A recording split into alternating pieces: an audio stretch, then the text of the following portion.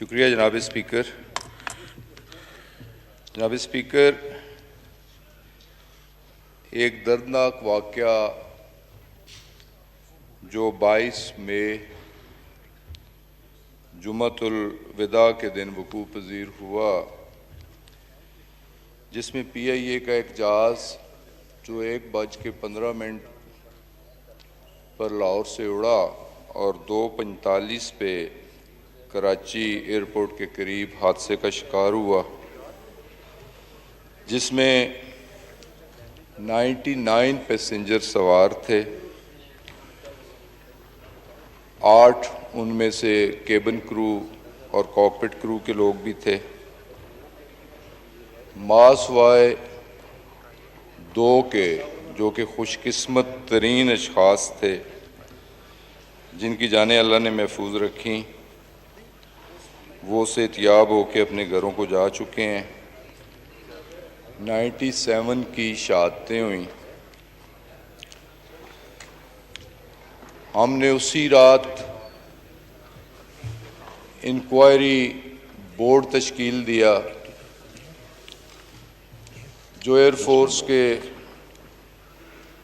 3 senior तरीन और चौथे सिविल एविएशन अथॉरिटी के एक सीनियर तरीन अफसर थे। ये बोर्ड उसी दिन शाम को नोटिफाई होते ही रात कराची पहुंच गया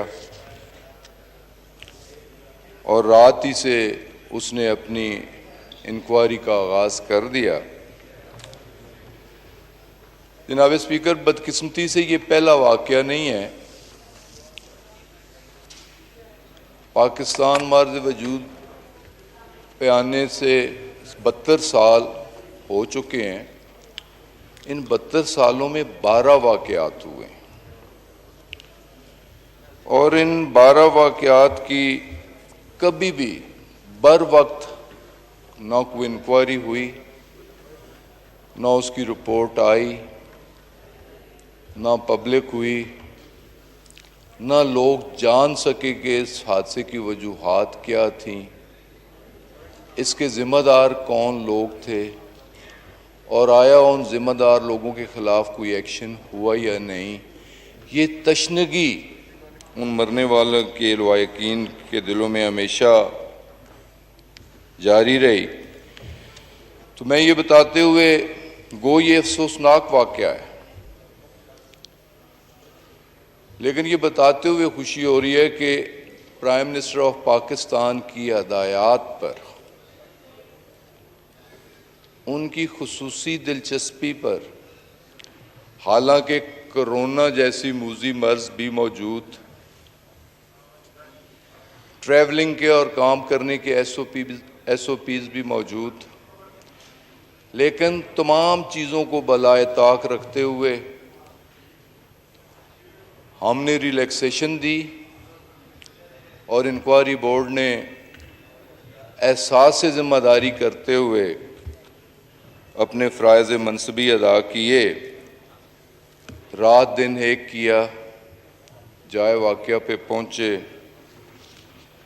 तमाम मलबे का मुआयना किया और मीनवाइल ये भी बताना चाहता हूँ कि 22 का वाक़या और 26 तारीख को फ्रांसीसी टीम, इंक्वायरी टीम जो मुश्तमिल थी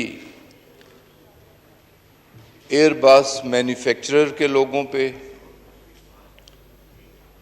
जिस कंपनी ने उस जहाज़ का इंजन बनाया उसकी नुमाइंदगी भी मौजूद थी, हुकूमत फ्रांस के लोग भी मौजूद थे और एक बैनुल-अक़वामी एजेंसी का अमरीकन उहदेदार भी मौजूद था। 26 तारीख को वो भी मौके पे आए। मौके की तमाम इंक्वायरी उन्होंने की। 10 लोग उनके और 4 लोग हमारे थे, लेकिन उस पर भी एक पब्लिक कंसर्न सामने आया कि पायलट्स भी स्टेक होल्डर हैं और इस इंक्वायरी बोर्ड में पायलट्स की नुमाइंदगी नहीं। तो हमने इस इन्वेस्टिगेटिंग बोर्ड को इनलार्ज किया, बढ़ाया, उन्होंने कॉप्ट किया जिसको उनके पास इख्तियार था। उसमें एयर ब्लू के 2 पायलट्स जो A320 जहाज उड़ाते थे, सीनियर तरीन पायलट थे, उन्हें भी उस इंक्वायरी बोर्ड में शामिल किया गया। और सिर्फ यहां तक नहीं रुके हम, बल्कि हमने खुद इनिशिएटिव लिया, इंटरनेशनल पायलट एसोसिएशन को खत लिखा कि आप इसकी इंक्वायरी के लिए A320 का सीनियर तरीन पायलट दुनिया में से कहीं से भी और उसका टेक्नीशियन हमें भिजवाएं ताकि वो भी इस इंक्वायरी में शामिल हो सके और ये इंक्वायरी क्रेडिबल हो सके। और उसमें हमने मेंशन भी किया कि दुनिया में इस वक्त सबसे बड़ा A320 का फ्लीट टर्किश एयरलाइन के पास है।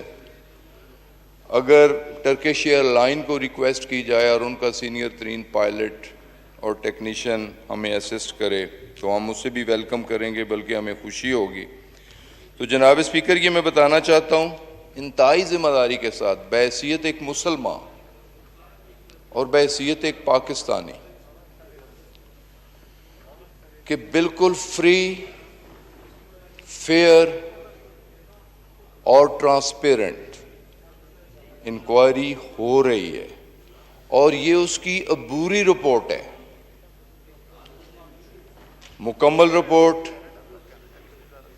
यहां तो 6-6 साल रिपोर्ट्स मुकम्मल नहीं आ सकी, लेकिन मुकम्मल रिपोर्ट वो भी इस मुअज़्ज़ज़ ईवान के सामने भी कमिट कर रहा हूं और इस कौम के साथ भी कमिट कर रहा हूं कि इंशाअल्लाह ताला ये अबूरी रिपोर्ट है जो आज हम पेश कर रहे हैं। और मुकम्मल इंक्वायरी रिपोर्ट, तमाम तर कंपनसेशन, क्योंकि ये जहाज बैनुल अक़वामी इंश्योरेंस कंपनी के पास इंश्योर है, और वो कंपनसेशन चाहे हादसे में शहीद होने वाले उनके लवाहिकीन तक, या जिन घरों पे ये जहाज गिरा है उसका भी हमने सर्वे करवाया है। 29 घर ऐसे हैं जो डैमेज हुए हैं, मुकम्मल तौर पे तबाह हुए हैं या डैमेज हुए हैं, उसके सर्वे भी हो चुके हैं, एस्टीमेट्स हो चुके हैं। इंशाअल्लाह ताला उनकी कंपनसेशन भी होगी। और फॉर द टाइम बीइंग उनके रहायशी इंतजामात किए गए हैं। गवर्नर सिंध, PIA और सिविल एविएशन अथॉरिटी उन्हें लुक आफ्टर कर रही है, और उन ख़ानदानों को रहायश के लिए जगह भी फराहम की गई, और साथ ही साथ कुछ रुकूमात भी किराए के लिए फराहम की जा रही हैं। तो कहने का मकसद, कोई किसी को कंपनसेट नहीं कर सकता, कंपनसेट करने वाली वो पाक ज़ात ही है, लेकिन इन नामसायद हालात के बावजूद हद्दुल वसा कोशिश करके तमाम फैमिलीज़ को कंपनसेट किया जा रहा है। जितने बदकिस्मत लोग शहीद हुए हैं उन्हें भी कंपनसेशन जो न होने के बराबर 10 लाख फी कस के हिसाब से 90 लोगों को वो भी अदा कर दी गई। और ज़मीन पर जिन घरों में जहाज़ गिरा वहाँ भी एक बच्ची शहीद हुई, 2 ज़ख्मी हुई, उनको भी कंपनसेट कर दिया गया। लेकिन जनाब स्पीकर, असल कंपनसेशन मैं तो समझता हूँ उन फैमिलीज़ को तब होगी कि उन्हें सही सूरत हाल से आगाही हासिल हो कि वाक़या में गलती किसकी थी, कोताही किसकी थी, जिम्मेदार कौन है, और आया असल जिम्मेदारों के खिलाफ कोई कार्रवाई भी होती है या नहीं। तो जैसे जनाब स्पीकर मैं बता रहा था कि सिर्फ ये पाकिस्तानी इन्वेस्टिगेटिंग बोर्ड नहीं था, इस इंक्वायरी में 10 लोग गैर मुल्की भी थे, एयरबस के लोग भी थे, हुकूमत फ्रांस के लोग भी थे, उनकी एविएशन इंडस्ट्री के लोग भी थे, और 2 अहम एविडेंसेस, एक DFDR होता है, डाटा रिकॉर्डर, कि जो एक्शंस जहाज में होते हैं, उसका लैंडिंग गियर डाउन करना है, अप करना है, उसे थ्रॉटल देना है, थ्रॉटल कम करना है, या जो भी एक्शन जहाज के अंदर होते हैं, कि DFDR वो सारा डाटा रिकॉर्ड करता है, उसके टाइमिंग रिकॉर्ड करता है, एक्शंस रिकॉर्ड करता है। और दूसरा अहम इक्विपमेंट होता है voice recorder, cockpit voice recorder. जिस वक्त कॉकपिट क्रू कॉकपिट में बैठता है, जहाज को स्टार्ट करता है, उस वक्त से उनकी तमाम गुफ्तो शनीद, चाहे जो आपस में कर रहे हों, चाहे ATC से कर रहे हों, ग्राउंड स्टाफ से कर रहे हों, तमाम वॉइस रिकॉर्ड होती है। और आखिरी लम्हे तक सर, मैंने उस बदकिस्मत जहाज, उस बदकिस्मत वॉइस रिकॉर्डर और उन बदकिस्मत केबिन क्रू की आखिरी अल्फाज भी मैंने सुने। उनकी सारी गुफ्तो शनीद जो भी कॉकपिट में होती रही, ATC के साथ होती रही, क्योंकि उससे बड़ी डॉक्यूमेंट्री एविडेंस, रिलायबल एविडेंस इसके अलावा कोई नहीं हो सकती। और ये दोनों इक्विपमेंट हमारे इन्वेस्टिगेटिंग बोर्ड के सरबराह उसे 1 जून को लेके फ्रांस गए, पेरिस गए, 2 जून को उसे डीकोड किया गया, और उस वक्त भी बैनुल अक़वामी तहकीकाती अदारे के 10 लोगों की मौजूदगी में उन्हें डीकोड किया गया, उनका डेटा एग्जामिन किया गया, उनकी वॉइस रिकॉर्डिंग जो भी थी उसे भी सुना गया, उसे भी ब्लैक एंड वाइट में लाया गया। और यूं इंजन बनाने वाली कंपनी, उसका रैप भी वहाँ मौजूद था, यूरोपियन यूनियन के सेफ्टी के इदारों के तमाम लोगों की मौजूदगी में उन्हें डीकोड किया गया। डीकोड करने के बाद तमाम उसका डाटा रिकॉर्ड किया गया, और वो भी रिपोर्ट का हिस्सा होगा, और वो ऐसी डॉक्यूमेंट्री एविडेंस है कि वो रहती दुनिया तक रहेगी, और वो एग्जामिन भी हो सकती है। वो सारी चीज़ें भी मौजूद, और मैंने अपनी सेटिस्फेक्शन के लिए, मैंने और मेरे सेक्रेटरी ने वॉइस रिकॉर्डर की सारी सूरत हाल को जानने की कोशिश की, समझने की कोशिश की। तो बदकिस्मती से जो ये इब्तदाई रिपोर्ट है, जो उसके कुछ हक़ाइक़ मंजरे आम पर आए हैं, हम आवाम के सामने पेश कर रहे हैं। इस इब्तदाई रिपोर्ट के मुताबिक बदकिस्मत त्यारा फ़ज़ाई परवाज़ के लिए 100% फिट था जी, उसमें कोई किसी किस्म का टेक्निकल फॉल्ट नहीं था। कोरोना की वजह से फ्लाइट सस्पेंड थी, 7 मई तक ये जहाज रुका रहा। 7 मई को इसने पहली फ्लाइट ली, और 22 मई को ये हादसे का शिकार हुआ। इसके दौरान इसने 6 मरतबा कामयाब परवाज़ें मुकम्मल की थी, और 5 परवाज़ें लाहौर से कराची और कराची से लाहौर वापसी के लिए थी, और 1 परवाज़ शारजा के लिए थी। दोनों पायलट, कैप्टन और मुआवन पायलट, तजर्बेकार थे। तिब्बी तौर पर परवाज उड़ाने के लिए फिट भी थे। इब्तदाई तहकीकात के मुताबिक, जिसकी रिपोर्ट की कॉपी मेरे पास मौजूद है और मैंने अभी आपकी खिदमत में पेश भी करनी है, इसके मुताबिक पायलट ने फाइनल अप्रोच पर किसी तकनीकी खराबी की निशानदेही नहीं की। जब वो लैंडिंग पोजीशन में आया तो उसने किसी किस्म की जहाज में तकनीकी खराबी की निशानदेही नहीं की। रनवे से 10 मील के फासले पर जहाज को तकरीबन 2500 फुट की बुलंदी पर होना चाहिए था,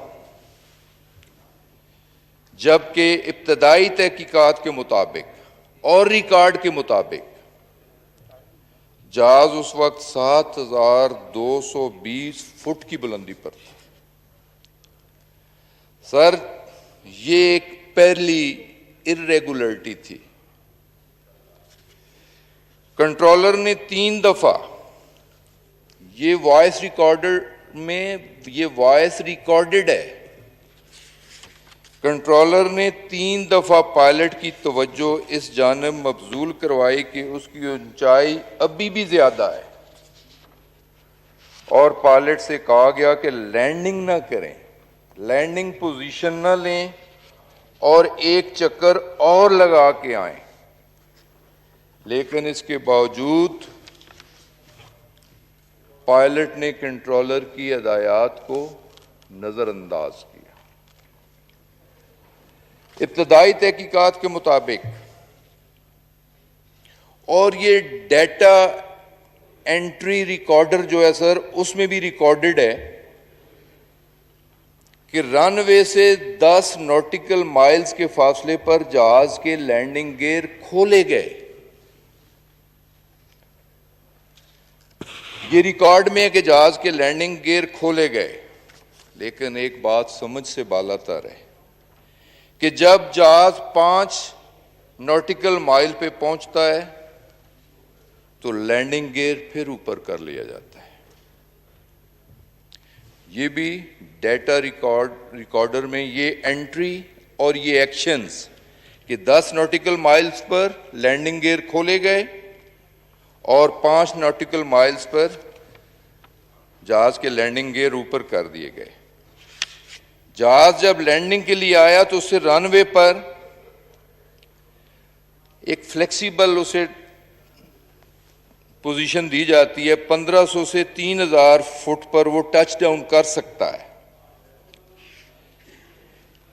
जहाज की रनवे की टोटल लेंथ होती है 11,000 और 1500 से 3 के उसके स्टार्टिंग पॉइंट पे 1500 से लेके 3000 तक वो टच डाउन करना चाहिए, असूलन जो गाइडलाइंस दी गई हैं।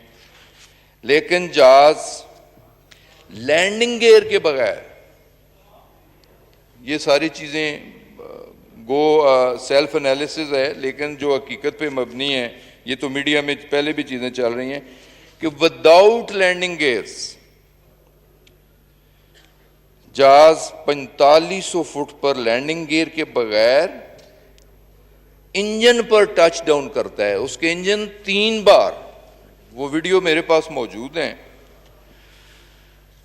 3 बार जहाज लगता है, फिर जंप लेता है, फिर लगता है, फिर जंप लेता है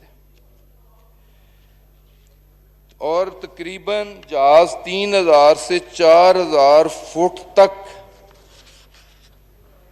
रनवे पर रगड़े खाता रहा।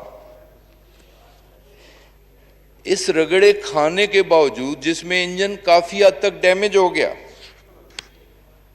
उसी दौरान पायलट ने दोबारा जहाज को उठा लिया।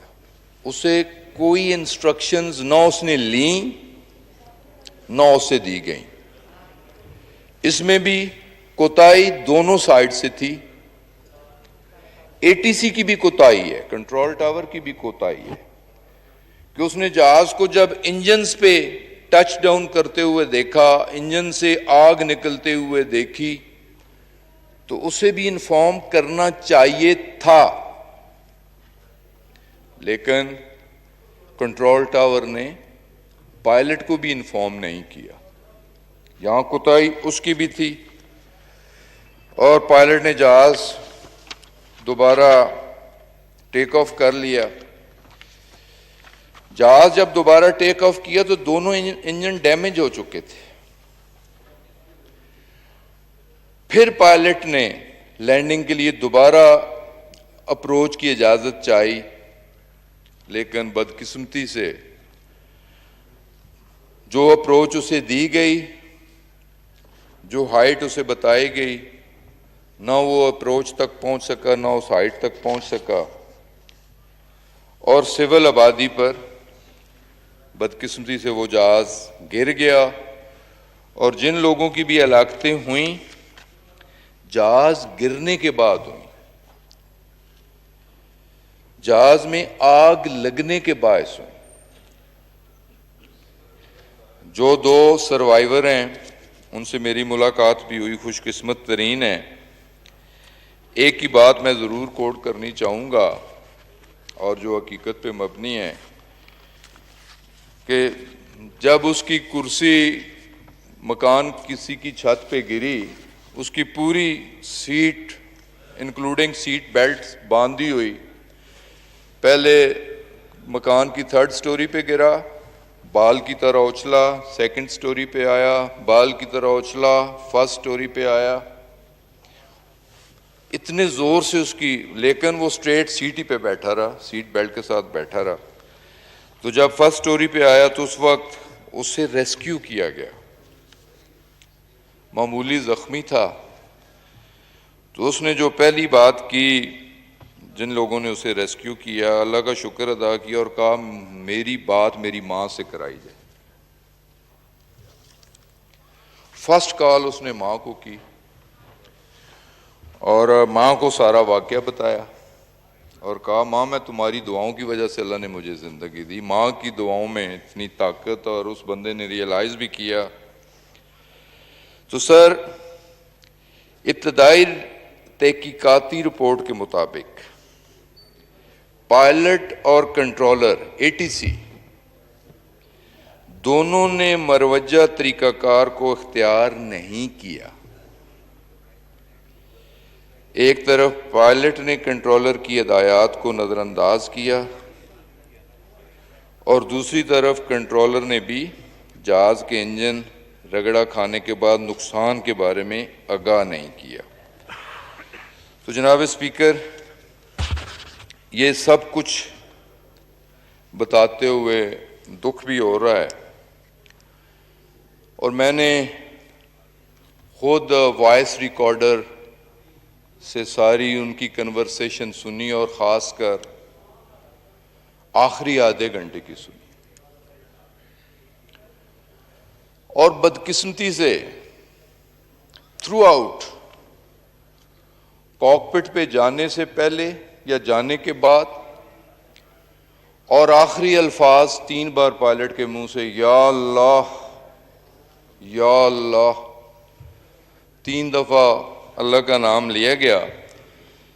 लेकिन थ्रू आउट जो डिस्कशन थी वो कोरोना के बारे में थी।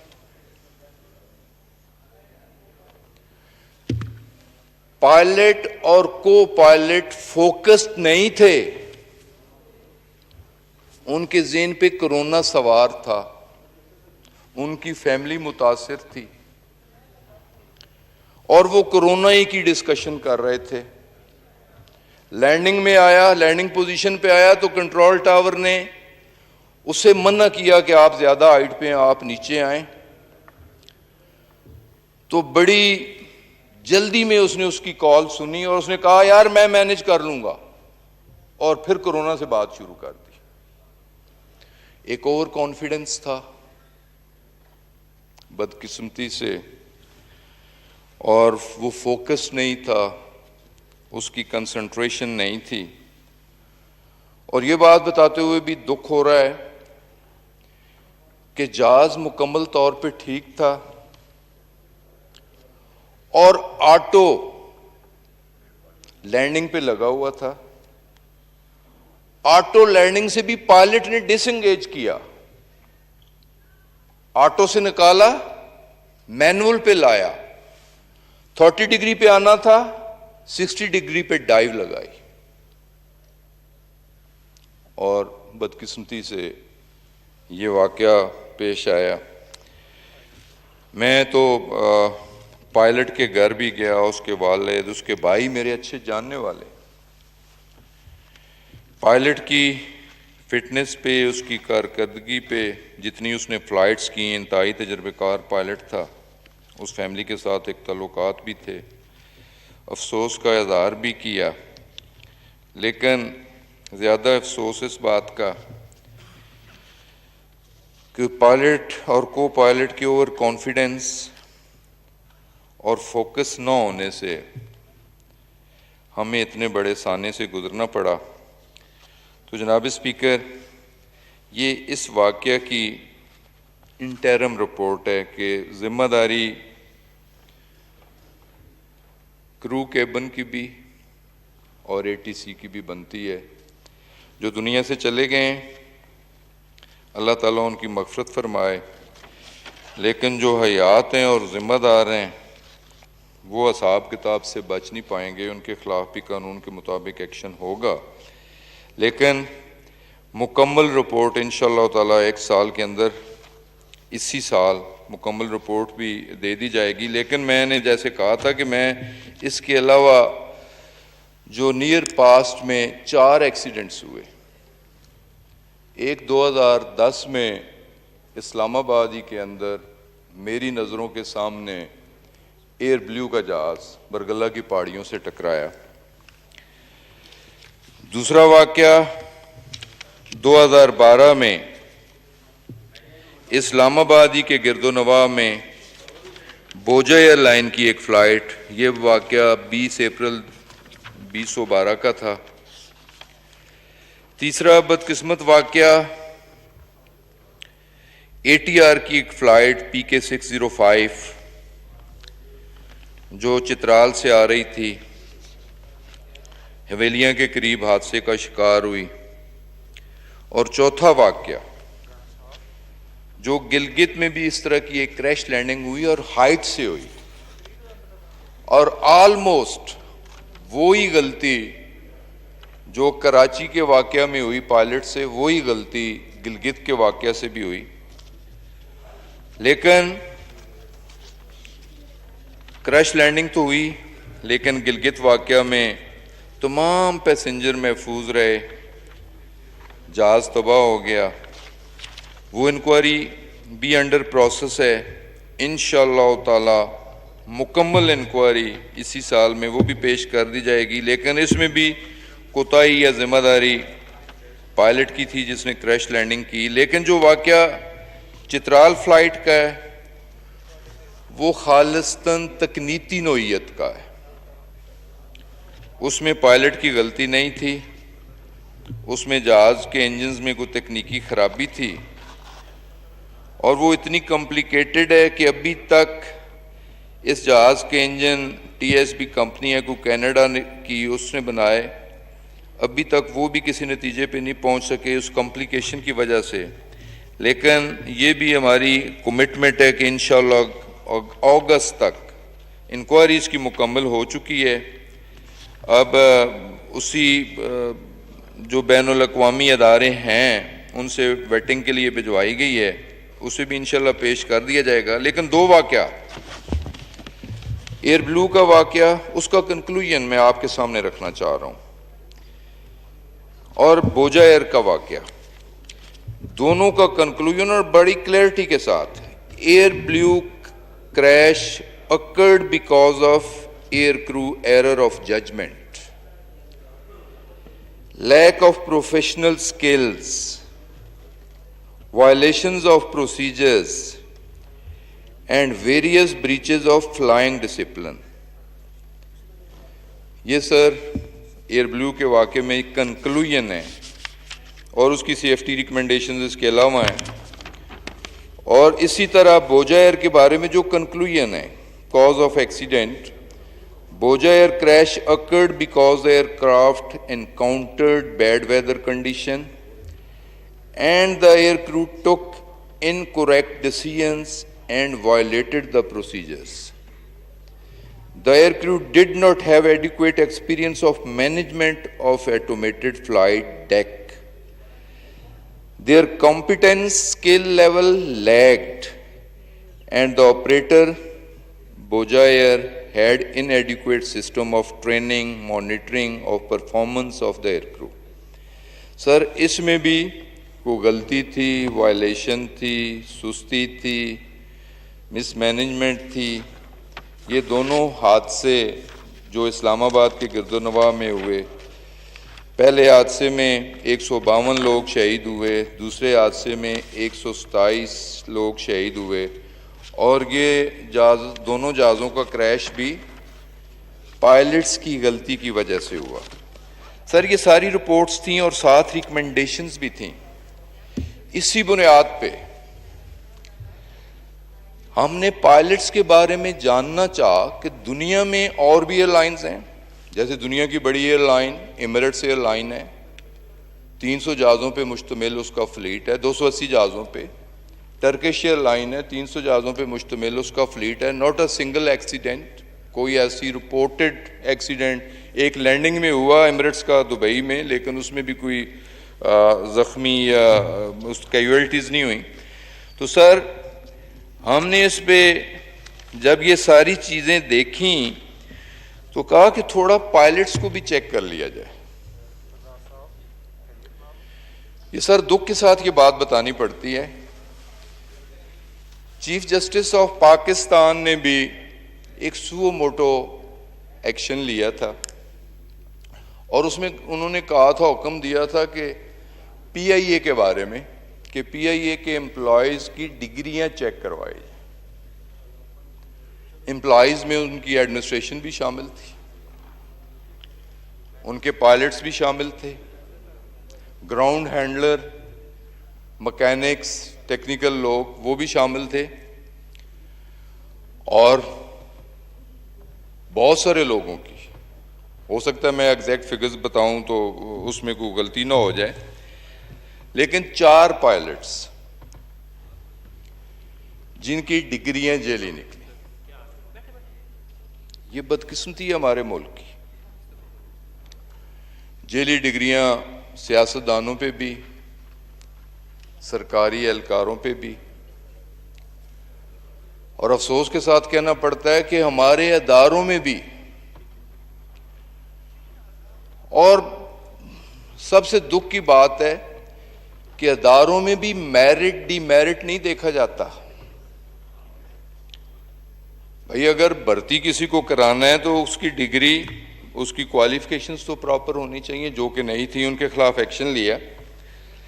लाइसेंसेस के बारे में एक बात तो मैं दावे के साथ अवामुन्नास के साथ ताल्लुक है कि more than 90% licences, driving licences, वो LTV हो या HTV हो, ड्राइविंग लाइसेंस किसी इम्तहान देने की ज़रूरत नहीं है, पैसे दो और लाइसेंस मिल जाता है। ये 90% लाइसेंसेस इसी तरह। और 50 साल प्रैक्टिकल लाइफ में मैंने आज तक किसी एक्सीडेंट में किसी ड्राइवर को सजा होते हुए नहीं सुना, नॉट अ सिंगल। 10 बंदे मारो, 20 बंदे मारो, 50 बंदे मारो, कोर्ट से बरी होके आ जाओ। सर, बदकिस्मती से ये कुछ, अगर एक पायलट जो कई 100 इंसानी जानों को लेके हवा में उड़ता है वो क्वालिफाइड नहीं है, उसे भी सियासी बुनियादों पर भर्ती करवाया जाता है, उसका लाइसेंस भी फेक होता है। कितने दुख की बात है। ये बताते हुए मुझे दुख हो रहा है, बीइंग पाकिस्तानी दुख हो रहा है कि इसका इंपैक्ट क्या होगा, जो बात मैं करनी चाह रहा हूं। जो बात मैं करनी चाह रहा हूं, इसका इंपैक्ट क्या होगा? सर, पाकिस्तान में टोटल 860 एक्टिव पायलट्स हैं, जिसमें PIA भी है, एयरब्लू भी है, सरीन भी है, एक्स शाइन एयरलाइन के भी हैं और कुछ चार्टर प्राइवेट क्लब्स के भी हैं। लेकिन दुख के साथ बताना पड़ता है, ये इंक्वायरी जो हमने फरवरी 2019 को शुरू की, एक हाई लेवल की इंक्वायरी बोर्ड बनाया, ग्रेड 22 का ऑफिसर उसे हेड कर रहा था। तो 860 पायलट्स के एग्जामिनेशन के उन्होंने पेपर दिए, कैसे कैसे दिए, तो उनमें से 262 ऐसे पाए गए कि उन्होंने खुद एग्जाम नहीं दिया, उनकी जगह किसी ने एग्जाम दिया। पैसे जैसे होता है आम आदमी के लिए होता है कि पैसे दे के एक डमी कैंडिडेट बिठा दिया जाता है। सर, इससे बड़ी बदकिस्मती इस मुल्क की और क्या होगी? अदारों की बदकिस्मती क्या होगी? अदारों को पॉलिटिसाइज तो किया गया, अदारों में मेरिट की दजियां तो उड़ाई गई, सियासी बुनियादों पे लोगों को भर्ती तो किया गया, लेकिन आंखें बंद करके डिग्रियां भी जेली बनवा के दी गई और जेली लाइसेंस भी बनवा के दिए गए। अफसोस ज्यादा इस बात का। तो सर, है तो ये दुख की बात, अफसोस की बात और सबसे बढ़ के शर्म की बात कि हम दुनिया को मुंह दिखाने के काबिल नहीं है कि हमारे पायलट्स, जिसमें से 262 आउट ऑफ 860, 30% ऑलमोस्ट, उनके लाइसेंसेस फेक हैं, लाइसेंसेस ठीक नहीं है, उन्होंने एग्जाम्स प्रॉपर नहीं दिए, खुद नहीं दिए, उनका वो फ्लाइंग एक्सपीरियंस नहीं है। तो सर, ये बताना भी जरूरी था इसके साथ ही साथ, और सिर्फ ये बता नहीं रहे, इस पे हमने एक्शन भी शुरू करवा दिया है जी, और बिस्मिल्लाह शुरू कर दी है। बिस्मिल्लाह करने के बाद मैं इस मुअज़्ज़ज़ ईवान में आया हूँ। 2 दिन मैंने इसीलिए लिए थे। फर्स्ट फेज में 54 केसेस ऐसे थे जिन्हें हमने 54 में से 28 लोगों को शोकॉज दिए, वो कोर्ट भी गए, लेकिन प्रोसीडिंग्स उनके खिलाफ शुरू हैं। 18 लोगों की पर्सनल हियरिंग शोकॉज के बाद, और 9 पायलट्स ने रोते रोते कन्फेस भी कर लिया कि हमसे ये गलती हुई है, हमें माफ करें। माफ करने वाला अल्लाह है, लेकिन हम माफ करने वाले नहीं, ऐसे लोगों को माफ करने वाले नहीं। तो एक्शन भी हमने शुरू कर दिया है उन तमाम लोगों के खिलाफ। इंशाअल्लाह ताला इसमें कोई सियासत नहीं होगी, कोई पसंद नापसंद नहीं होगी। कोर्ट में भी हम देख रहे हैं, कोर्ट को भी हम फैक्चुअल सूरत हाल बता रहे हैं। इंशाअल्लाह ताला कोर्ट्स भी को भी हालात से आगाही हो गई है, और मैं समझता हूं कि इस इशू को पॉलिटिसाइज भी नहीं होना चाहिए। ये मेरी रिक्वेस्ट है इस मुअज़्ज़ज़ ईवान पे। ये कौमी सलामती का मामला है, ये इंक्वायरी बिल्कुल फ्री, फेयर और ट्रांसपेरेंट इंक्वायरी है। बिला तफरीक ये एक्शन होगा और उन तमाम लोगों के खिलाफ एक्शन होगा। और हमारा ये अज़म है, प्राइम मिनिस्टर इमरान खान का ये अज़म है, जितनी मीटिंग्स उन्होंने PIA पे की हैं, पिछले अदवार में तो PIA को प्राइवेटाइज करने की बात होती थी, लेकिन ये फैसला है कि प्राइवेटाइज नहीं होगा, इसकी हमने रीस्ट्रक्चरिंग करनी है। PIA को हमने उन ग्लोरी डेज में लेके जाना है, 60 में इंशाअल्लाह ताला लेके जाना है, 70s में लेके जाना है, 80s में लेके जाना है, और वही रोल मुझे तो शर्म आती है अब कि एक वक्त वो था कि इमिरेट्स की बुनियाद हम रख रहे हैं, सिंगापुर एयरलाइन की बुनियाद हम रख रहे हैं, उन्हें हम अपने जहाज ऑफर कर रहे हैं, उनके पायलट्स की ट्रेनिंग हम कर रहे हैं। और आज के दिन सर ये सब कुछ बताते हुए दुख भी होता है, लेकिन अज़म यही है कि इंशाअल्लाह ताला हमने चीज़ों को ठीक करना है, इस मुल्क को ठीक करना है।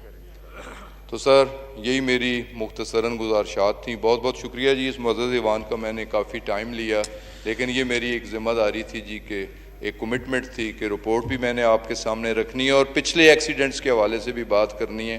तो इंशाअल्लाह ताला इन तमाम इंक्वायरीज़ की मुकम्मल रिपोर्ट एक बार फिर इस मुअज़्ज़ज़ ईवान को ज़हमत दूंगा, मुकम्मल रिपोर्ट और एक्शंस के साथ सबमिट करूंगा। बहुत बहुत शुक्रिया जी।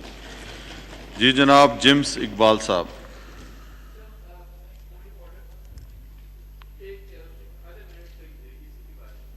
जी जनाब स्पीकर जी बजट जनाब 2020-21 एक मिनट जी, एक मिनट जरा माइक खोलें जी।